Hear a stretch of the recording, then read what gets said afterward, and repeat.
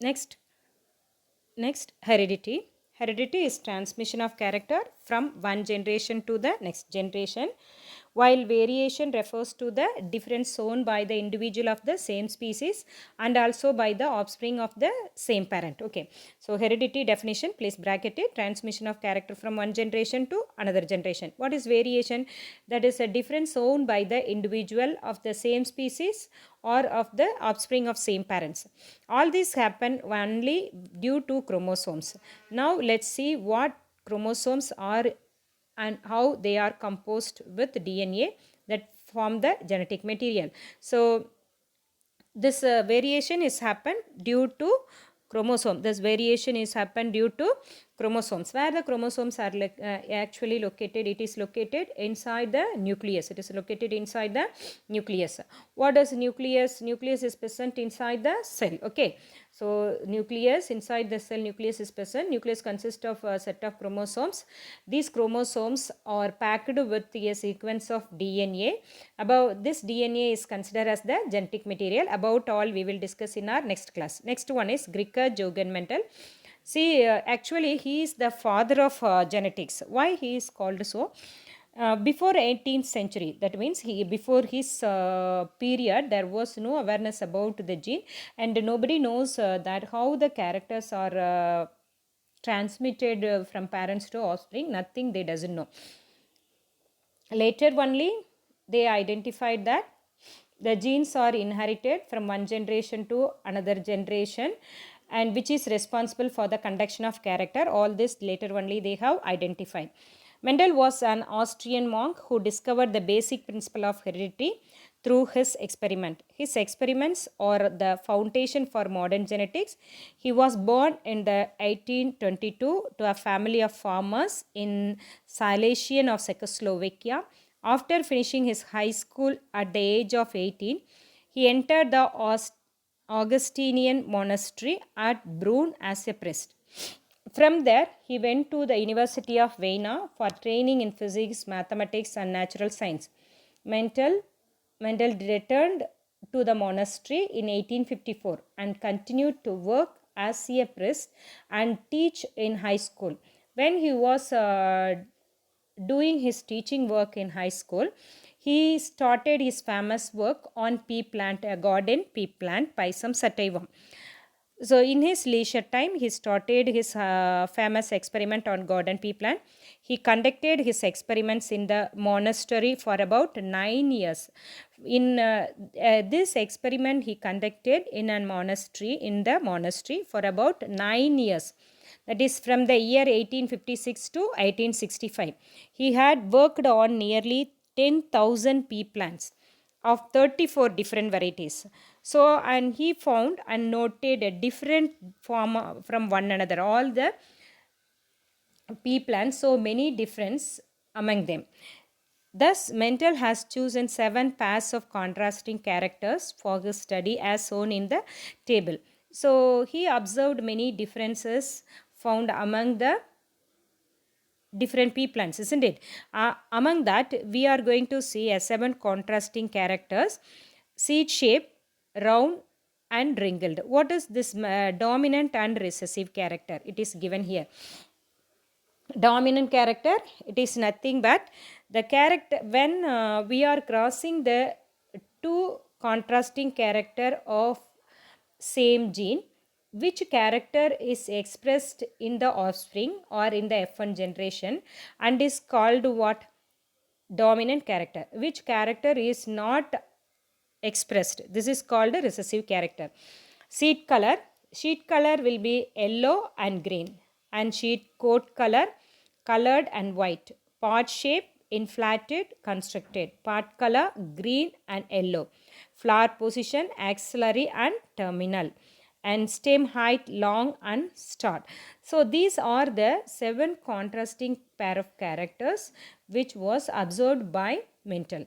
And see, though it is a new field, Mendel was succeeded in that, and for that many reasons are there. What are the reasons which were responsible for Mendel's success? We are going to discuss under this. He chose the pea plant as it was advantageous for experimental work in many aspects. It is naturally self-pollinating and so is very easy to raise pure breeding individual. Actually, pea plants are self-pollinating plants. Pea plants are self-pollinating plants. You know very well. Previous lesson only I have taught to you. So please go through it. The transfer of pollen grains from anther to stigma of the same plant or another plant is called another same plant or another flower of the same plant is called self-pollination. And it has short lifespan that as it is an annual, it was possible to follow several generations. It has a short lifespan. Actually, pea plants have a short lifespan. It is an annual plant. Within a year, it can grow, reproduce, and die.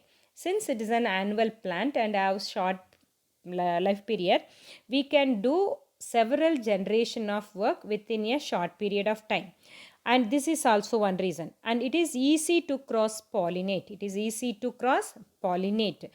That cross pollination means what? Artificially, we will make two different or two contrasting characters. That is called what? Cross pollination. That means there are two plants, a tall plant and a dwarf plant is there. We will transfer the pollen of tall plant into the stigma of the dwarf plant. That is called what? A cross pollination. And it also easy in this plant. It has deeply defined contrasting character as we have seen in the previous one. The table we have discussed 7 contrasting pair of character. This pair of characters are very contrast from each other. So it has deeply defined contrasting characters. The flowers are bisexual. What is mean by bisexual? The both male and female flowers, male and female sex organs present in the same plant are called bisexual. Next, monohybrid cross or inheritance of one gene. What is mean by monohybrid cross or inheritance of one gene? See, you know very well, each characters are controlled by a single gene. But in case of Pisum sativum, there are two types of alleles present in the same gene. The alleles of the genes of tall plants consist of capital T allele. For an example, if genes of dwarf plant, if we see the height gene consists of small t. So same gene, single gene, but contrasting characters. So when we take a single character and cross the two contrasting character, and this is called what? Inheritance of one gene. Crosses involving inheritance of only one pair of contrasting characters are called monohybrid cross. Bracketed will be for 2-mark question.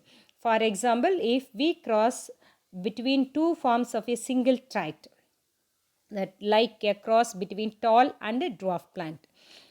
Mental's explanation of monohybrid cross. So Mental explain the monohybrid cross. Parental, first he crossed the single characters. Say for example, height of a plant. The height of a plant consists of two contrasting alleles. One contrasting allele control tallness, another one contrast allele control the dwarfness. So in a parental generation, pure breeding tall plant and pure breeding dwarf plant we are crossing. Then F1 generation, plants raised from the seeds of pure breeding. Pure breeding parental cross in F1 generation were tall and monohybrid. Okay, we have crossed the tall and dwarf plant and we are obtaining an F1 generation or young one. The first obtained young ones are called F1 generation, and as I said, the first expressed character are considered as what? Dominant character. So all the F1 plant are tall, but it has both the allele in it, but it will not express any medium height. It express only tall characters. And F2 generation, see F1 is produced by cross pollination. Cross pollination means what? Tall, dwarf. If tall is crossed with tall, it is self-pollination. Dwarf is crossed with dwarf, it is self-pollination. But in the first generation, we have crossed the F1 tall with dwarf. Both are pure breeding. And the F1 generation also tall only. But the F1 plant consists of both the alleles of tall and dwarf. Next, F2 generation. Selfing of the F1 monohybrids resulted in tall and dwarf plants respectively in the ratio of 3:1. So when we cross the F1 monohybrids, self-pollination, when we do the selfing of F1 monohybrids, we are obtaining both the tall character and as well as dwarf character in the ratio of 3:1. If 3 plants are tall and one plant were dwarf, the actual number of tall and dwarf plants obtained by Mendel was 787 tall and 277 dwarf. External expression of a particular trait is known as phenotype. See, what is phenotype? What is genotype? Another one question. External expression of a particular trait is known as phenotype. So the phenotypic ratio is 3:1. In the F2 generation, 3 different types were obtained. Tall homozygous, that is capital T 1. Okay. Among the 3 tall plant, one tall plant consists of pure breeding capital T allele. Another 2 tall plant does not have a pure breeding because it has both alleles for tall and dwarf. So that is called heterozygous. So tall heterozygous capital T small t 2. So one tall homozygous with 2 alleles same capital T 1 and 2 heterozygous tall 2. Okay, 1 plus 2 3 and dwarf homozygous, that is small t 1. In that ratio we are getting, okay, this is called what? Genotypic ratio. So the genotypic ratio of monohybrid is 1:2:1. And Mendel's interpretation on monohybrid, this I will discuss with you in my next class, children. And today's homework, only one homework, explain monohybrid cross or inheritance of one gene. This is the only one question you will get as a homework. I will get you in my next class, children. Bye.